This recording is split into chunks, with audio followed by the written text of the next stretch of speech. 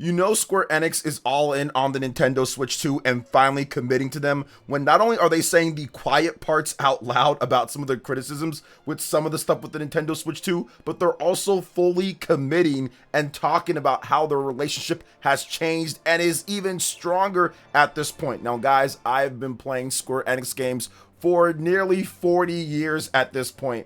And since I would probably say 30 years, I have not heard Square Enix go this hard and say all of the quiet parts out loud about Nintendo hardware. Despite Bravely Default, despite Octopath Traveler, despite all of these things, this is the most different that I have seen Square Enix when it comes to their relationship with Nintendo, and it's all spurred by the Nintendo Switch 2 in addition to what's going on in Japan. But we've got brand new details on what Mr. Hamaguchi had to say about Square Enix's relationship with Nintendo, saying the quiet part out loud about game key cards and the future and why they are doing some of the things that they're doing when it comes to development. Plus, we've got a bunch of other stuff to talk about. Big Nintendo Switch 2 games like Monster Hunter Stories 3, getting some new gameplay of that. Kind of ran a little bit rough on the Nintendo Switch 1 at times with Monster Hunter Stories 2. But how does the third game look? We're going to talk about that. In addition to Resident Evil as well. So there is a lot to get into. Let's start off with Mr. Naoki Yamaguchi talking about the relationship between Square Enix and Nintendo being very strong. Quote, I think over the years and currently our relationship and partnership with Nintendo is very strong. We have been able to align and work together in that sense. So if you look at it, guys, Square Enix, since the Nintendo Switch 2 has launched, has been on the forefront of getting all of their games ported over and also talking about, hey, if you want to play the Nintendo Switch 2 or if you have a shiny Nintendo Switch 2, here's what you can play. So they've been on that. Once again, I've been covering and playing Square Enix for decades at this point, and they have not done that in the history of modern Nintendo. So let's just say from the Nintendo Wii and up, they never say anything like that. They never have multiple games ready, and they never, and I mean never, announce mainline Final Fantasy and future mainline Final Fantasy for Nintendo platforms. That hasn't happened since the Super Nintendo days, going back to the early and mid 90s. And I kid you not, guys, trust me, they just don't do that, especially after the big fallout from the N64 and cartridges versus the disc format. It's been rocky since then. Now, yes, they had some recoveries. Yes, they have some certain stuff, Bravely Default or Octopath Traveler, certain things like that, but that is not the same as mainline Final Fantasy VII Remake, in addition to saying, hey, the other games are coming too. Final Fantasy VII Rebirth, Final Fantasy VII Remake Part 3, yeah, all of that is coming. Once again, I have never heard them say that, and the last time that we even knew that could be a thing or happening was the Super Nintendo era overall with mainline new Final Fantasy. Now let's talk about saying the quiet part out loud, because it's not just them saying that they have a strong relationship, but they're also talking about the controversial game key card. And yes, Final Fantasy VII Remake Intergrade is shipping on a game key card. It is about 90 gigabytes though, so it can't fit on a regular Nintendo Switch 2 64 gigabyte game cartridge. But here's what Hamaguchi had to say about these game key cards and why they're actually being implemented here. Quote, I think perhaps the biggest issue for developers, certainly for people like us who make high-end HD games, is the loading speed. Because you compare that to the solid state drive and the speed you can get from loading from that, it's going to be inferior to that. It just has to be. That's the way the media works physically. So that's the bigger issue, really, in terms of making games, making high-end games for the Switch 2 and what it allows. Obviously, by doing a semi-download version of the game, you can then use the SSD and rely on that for that smoother loading. So that's perhaps the bigger issue in terms of a developer. And I think that the biggest thing that he said here, it kind of goes in line with what the Star Wars Outlaws developers had to say, saying that they couldn't really get it on a physical cartridge because of the way that the Snowdrop engine processes and the way that it actually loads the assets in for the open world and all that. They needed something faster because the game was built for SSDs. It was built for that type of system. However, if Square Enix in the future wanted to build a game specifically for the Nintendo Switch 2, just like the Star Wars Outlaws developers said, maybe they can probably get around it and get it to load quicker and all that if the specifications from the very beginning were built with the Nintendo Switch 2 in mind. You can work around that. But if you're porting a game that is built for SSDs and is built for the high-end HD games, and if you're porting that over from PS5 and Xbox Series, then yeah, you're probably going to have to go with the game key card, as we've seen. Now, there are some exceptions. We do have Cyberpunk 2077, for example. That is on a game cartridge. Yes, it does not load as fast. Yes, it's not as good as if you have it on your SSD memory, but at the same time, they were able to kind of get around it. But that had a lot of work done from a structural viewpoint and development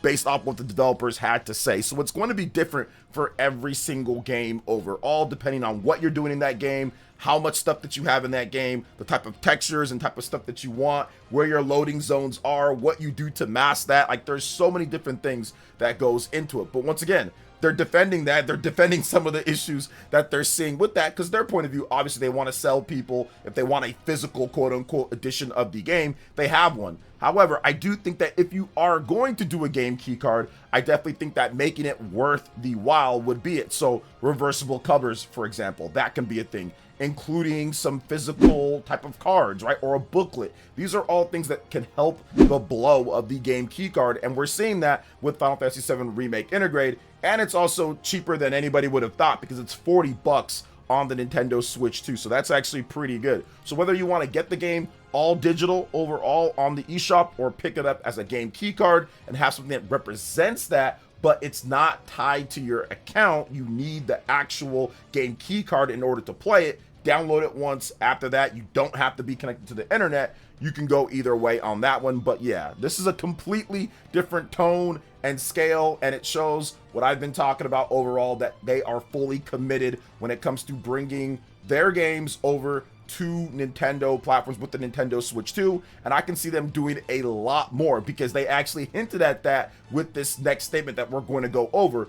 But before we get into that, please make sure you hit that like button, subscribe if you're someone new, and click that notification bell to get my videos as soon as they drop. Okay, let's talk about what FF7 Rebirth director Naoki Hamaguchi had to say about what's coming up in the future, because there are a lot more games that we don't know about that he is working on. Quote, "I'm currently producing several game titles, some of which are not released or announced yet. I also handle game direction for series like Final Fantasy VII. So there is more coming up overall. They've got more planned, and I think that Square Enix's plan is to really jumpstart the multi-platform development like they've talked about, but also focus in on the titles that are important. I like what they're doing with the HD 2D, multiple games announced with Octopath Traveler 0, in addition to the Adventures of Elliot. I think that is very important to have HD 2D going. Those games usually sell pretty well. We'll see what else they got in that line. Kingdom Hearts is something that Tetsuya Nomura usually works on, so that's probably going to be something that's going to be coming up here within the next year or so, them talking about that game. Nier Automata, that's a franchise that's one of their better selling ones out there. Maybe Square Enix and Platinum Games can get back on that when it comes to that game. Final Fantasy is also a branch on there. I think that he's probably handling maybe some other Final Fantasy spin-offs. Maybe Dissidia comes back in some type of way now that you have the Nintendo Switch 2 and the portable factor. That sub-franchise of Dissidia was killed off essentially when they decided to make it into an arcade and PlayStation 4 game, when it was mainly a portable game overall on the PSP. So maybe they can bring that back with the new entry with the Nintendo Switch 2 and bringing back that portable aspect of plug in and play when it comes down to that. So I think that there's many different ways that they can go with this, and different types of games that they can bring to the table when it comes to Square Enix. I'm very excited to see what's going to happen in the future there. And of course, looks like that full support is coming to Switch 2, Xbox, PlayStation, PC, and I think that this is going to turn out really well for Square Enix. I think that Final Fantasy VII Remake Integrate is going to sell fantastic on the Nintendo Switch 2, and we can see that as a multi-million seller simply on that platform by itself because of, one, the price of it, two, the quality of it, and three, them being upfront and transparent on what they're trying to do with this game and announcing the rest of the games, so you don't feel like, okay, I'm not going to get the rest, I'm only going to get this part. And I think that's one of the big reasons why they announced it, so it gives fans on Switch 2 and Xbox the confidence that I'm not only going to get 33% of the story, of the new story with Cloud and all that with this remake. So it was a smart move because it instills confidence to say, okay, I want it on my system of choice, I'm going to be able to get the whole story overall. So that's definitely a good thing, because unlike people who bought it on the PlayStation 4, yeah, that didn't happen. You had to buy a PlayStation 5 to finish out the story playing it, whereas that's not going to be the case with Switch 2 or Xbox. You'll be able to finish out the whole story there on it. And of course, if you bought a PS5, you could buy the game on the PlayStation 4, but the game started on the PS4 back in 2020, so if you wanted to finish it, had to buy the PS5. So I think that that's also a very good thing that they did there. But this is all good news overall, and I'm looking forward to seeing more, and I cannot wait to get my hands on Final Fantasy VII Remake Intergrade on the Switch 2. It's looking pretty good from the gameplay from Tokyo Game Show. Looks like it's running and looking solid. So what do you guys think about that? You can let me know in the comment section. We are going to move on to some more gameplay from Monster Hunter Stories 3 Twisted Reflections from Tokyo Game Show. The game is looking smooth. I wanted to see what was going on with this game because this game ran a little bit rough on the Nintendo Switch 1 with Monster Hunter Stories 2.